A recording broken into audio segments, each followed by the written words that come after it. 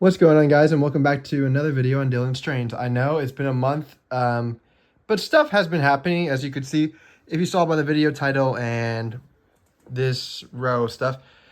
This video is going to be kind of a collection update due to just because, like, I haven't been to the OSMR in a month just because I've been busy, and secondly, we'll get to this guy in a sec, but it's basically just a collection update, kind of shows what I've gotten, because I've actually gotten quite a bit of stuff in the past month, and this as of like a day ago, so this is good. We'll save the CSX Heritage shooting for last, but we're gonna start from it's basically also kind of like a holiday, like slash Christmas haul, a late one, a month late one, I get, but it's basically, but it's kind of just there to show what I got. So first off, we have something that's technically not new. Well, new, but not in. But the freight car is not. This gondola here, this Rio Grande gondola. I've already had this since I was a kid. This is not what's new here. What's in it is new. These are basically HO scale pipe loads that you can get, like pipe loads that you can actually get on Amazon for, I think they're like $7, and they come with, so basically, because I was looking to load the gondolas with stuff, so I have a, like, it's basically just so, like, because the gondolas have been empty for so long, and I see people will use the pipe loads. I saw these on Amazon. They said HO scale pipe loads, and, so just give me a second, I'm trying to pick these up in a good way. These actually work pretty well, and they actually fit, like, as you see here. One pack comes with two, so yeah, I only got one pack. It was basically like a Secret Santa thing, and I put it in my Secret Santa. But yeah, it kind of just it looks very good. You might have saw this in like the 2025 video, but the last video for 2025, because you actually saw two things in there that were new, and I'll explain the other one in a second. But yeah, there's pipe loads. These are new. The freight car's not. It looks good though. I'm excited to get there. Next up, technically, these bunch came together, but I guess we'll start one by one. Actually, I'll just cover. Basically, I know some of our club members selling it, fitting out his train collection. All the stuff is technically still, most of the stuff he has is still there, and I picked up four freight cars. These are old Athearn Blue Box freight cars. From my knowledge, I mean they all came in Athearn Blue Boxes, so that's honestly the best I can really say for these things, but. In terms of this, first off, we got like a Santa Fe covered hopper. I like the color of this, the colors of it. It's a nice covered hopper. I'm a fan of the 18SF, so I can't. So yeah, it kind of made sense to get it, and it just makes it like more, the trains adds more variety to my freights, and especially my like manifest, because I'm more manifest than anything. But that's that's the Santa Fe, and now on to the first boxcar, but it's actually the biggest boxcars technically I own now in terms of length. They're the longest ones. We got a Union Pacific one, Union Pacific reefer. Looks pretty good. I think he's replaced these with apart from the grain hopper. I think he's replaced most of these couplers with KDs. So these are really nice couplers they got on them. Some of them have weights. I believe this third one doesn't. Well, we'll get to that in a little bit. But like they're pretty nicely weighted. They're nice to put on like manifests, like, you know, like if you know me, I like to run like modern stuff, but also like with a little bit of like 90s stuff, and I think these look great. And another, but it's like the same thing. It's kind of just the whole delivered. I was been looking for big box cars for longer box cars for a while. On to the next one, an Southern Pacific Fruit Express one. Looks very nice. Clean white boxcar. Same story. Looks real nice. Got KDs. I think this one's got weights to it too. It looks really, really sharp. And that's kind of just that. It's like I actually got these because I like these boxcars. Next one, probably my favorite one that I purchased from the lot. A Tropicana Pure Orange Juice reefer. Probably from like the 90s. And let me see if I can get this thing in a better spot, because this is yeah, here it is. just a Tropicana reefer. This is the main reason, the big one I wanted to get the most, but like, and I found it in his collection. If you basically live in Florida, you already know about the Tropicana juice train. Like it's basically a staple from like the seaboard coastline to like the seaboard and obviously now today CSX. But yeah, it's just kind of it just looks so nice, and I always want, and I looked for the Athearn Blue Box ones for a while because I actually liked them a lot. And Colin had one in his collection. He was selling it, and I just couldn't help but get it. So that's just kind of, that's how. Because this one, I think the only one that doesn't have a weight in it, so it's kind of a bit. Man, I'm sorry, the camera's not too great. This one, it might look very familiar, and it probably does. Although it's not the exact same car. This is another Denver and Rio Grande Bachmann Haiku boxcar from my Secret Santa. Basically, I kind of forgot to take off some of the old stuff from prior times, so I accidentally get in a duplicate of the exact same freight car. This one, however, came in good shape because it didn't actually have bent couplers or anything messed up that I had to go and fix. But yeah, who knows? Maybe I can use the old one. But yeah, I have two of the same boxcar now. Probably can use the old one as like an art project, like a weathering project. So I always did want to try weathering. We could always do that.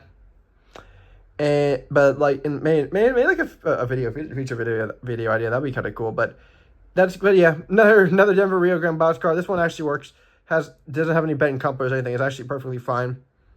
If you didn't pay enough attention to like the last video, like in my last OSMR video 2025, this boxcar was there. It's just you couldn't tell.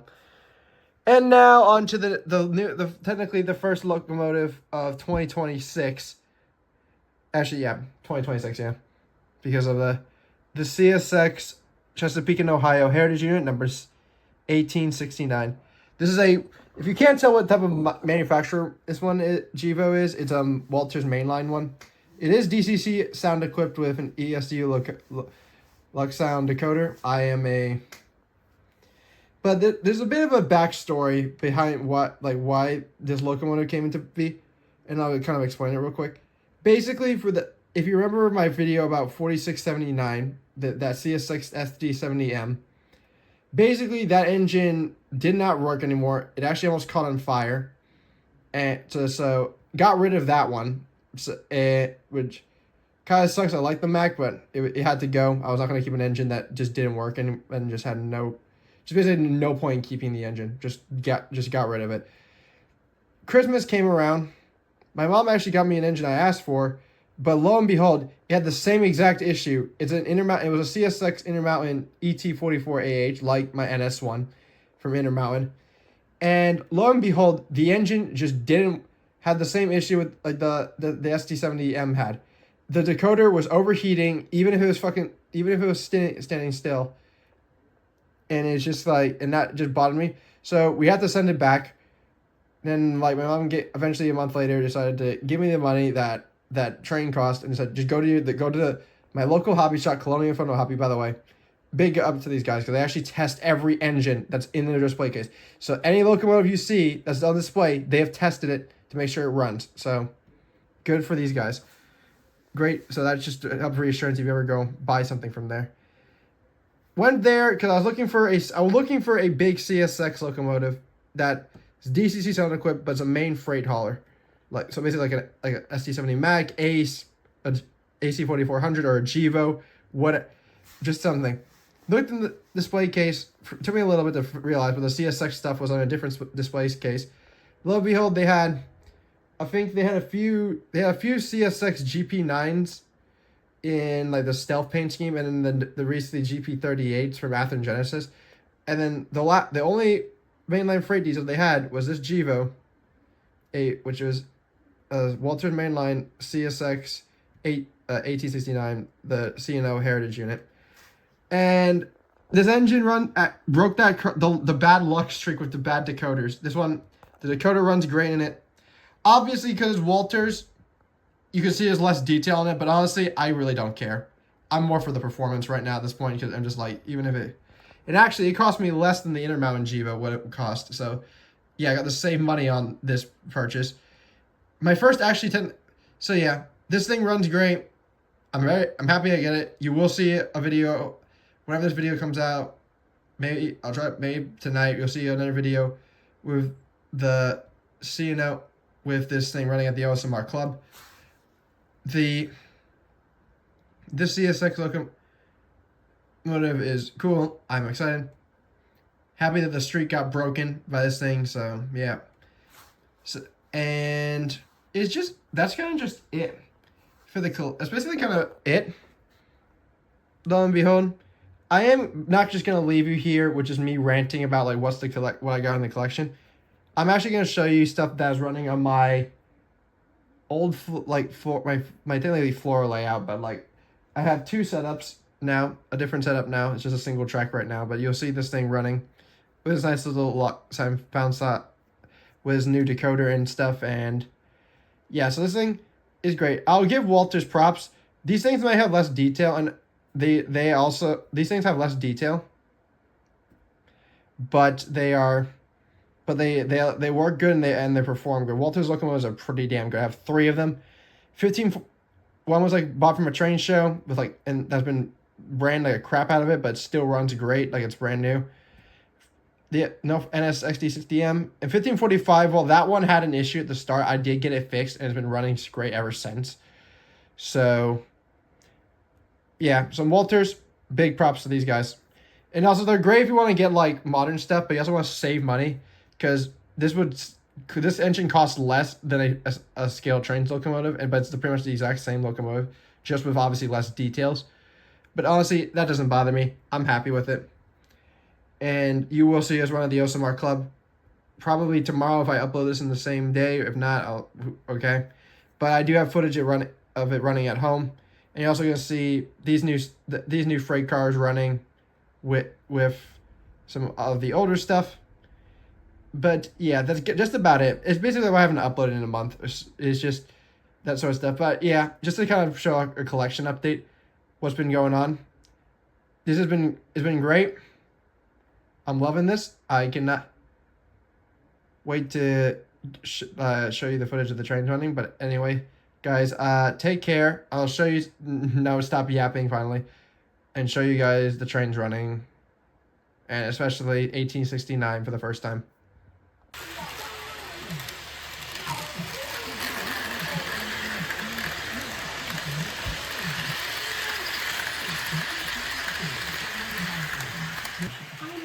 I'm just stating the simple fact that one single letter can ruin the right forever. I don't see what's in this letter. Well, stop. You can't look at that. Wait, I got something. What's this looking at? Is that good from an educator? Doesn't sound good.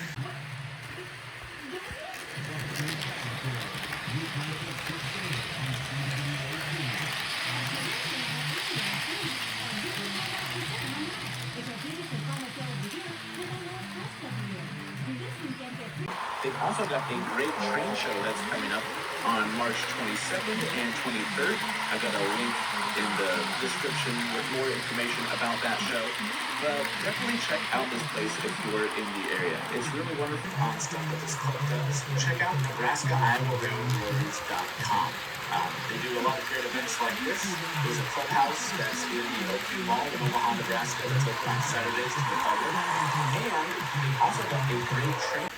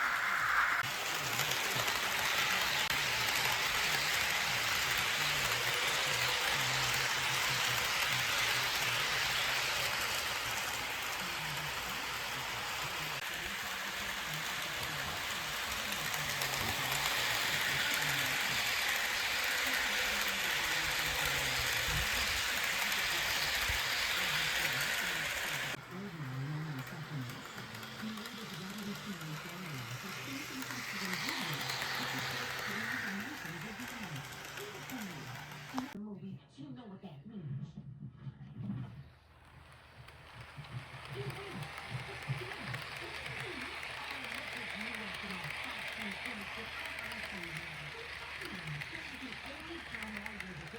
had no choice but to accept. That's right. You ain't going nowhere, bro. You've been wanted all week, but no more. Looks like you'll be hanging out.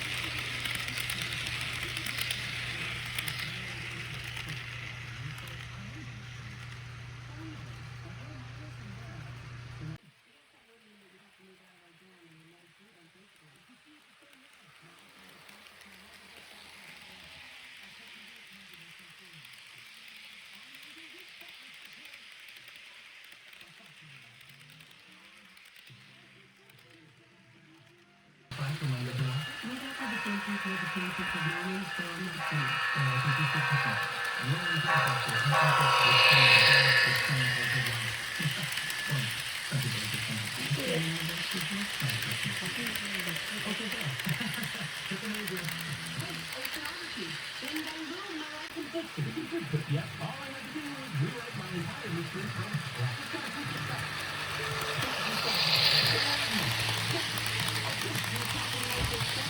This isn't happening anytime